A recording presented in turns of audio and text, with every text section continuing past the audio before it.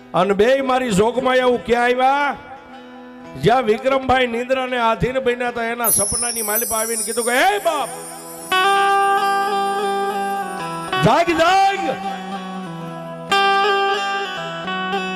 સપનાની માલિપા વિક્રમભાઈ એટલું કીધું કોણ છો બાપ?